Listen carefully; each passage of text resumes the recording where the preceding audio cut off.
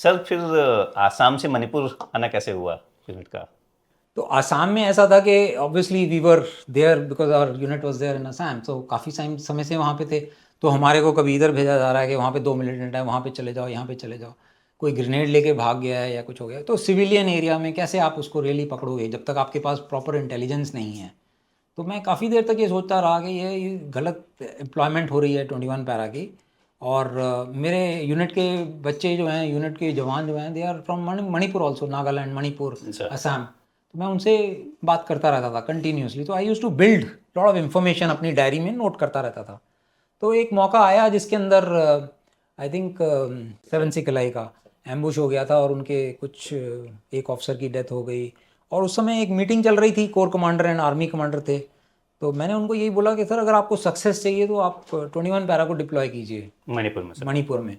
तो यहाँ आसाम में तो जो है इतना नहीं है, वो एक पिस्तौल लेके भाग रहा है, एक ग्रेनेड लेके भाग रहा है, और वो तो यूनिफॉर्म भी नहीं पहन रहा।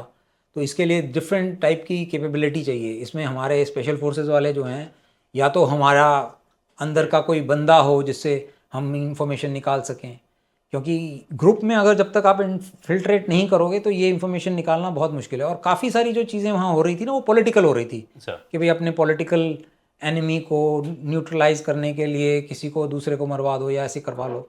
तो उसमें हमारा कोई रोल नहीं था, क्योंकि वो यूनिफॉर्म में तो घूम नहीं रहे थे, तो सिविल कपड़े में घूम रहे थे, कोई पिस्तौल लेके घूम रहा है कोई। तो फिर मैंने उनको बोला कि अगर आप सच में कुछ रिजल्ट चाहते हो, तो मैंने कॉन्फ्रेंस में खड़े होकर बोला, क्योंकि मैं अपने जवानों से बात करता रहता था, हर कोई जवान जो छुट्टी जाता है वापस आता है, तो मेरे पास काफ़ी इन्फॉर्मेशन आ रही थी कि मणिपुर में जो है काफ़ी एक्शन काफी है। एक्टिव है। हाँ, तो फिर मैंने उनको बोला कि मुझे मणिपुर भेजो। और उसी समय एक हादसा हुआ था 7 सिकलाई का, उनको एक ऑफिसर की डेथ हो गई थी।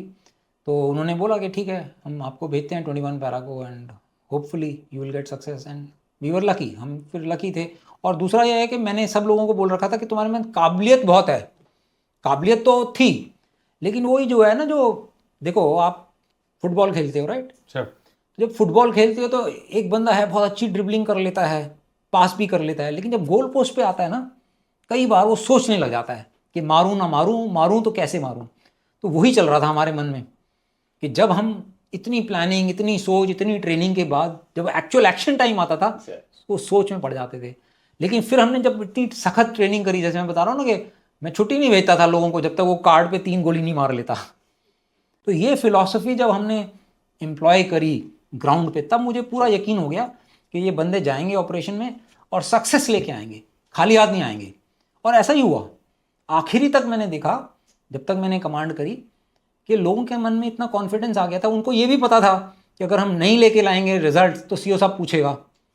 अब सीओ साहब पूछता है तो जवाब तो देना पड़ता है, राइट? झूठ तो बोल नहीं सकते। तो सर जब मणिपुर पहुंचे, पूरी यूनिट जब पहुंची 21, तो जाते ही सक्सेस हो गई थी या किस तरह से ट्रांजिशन हुआ?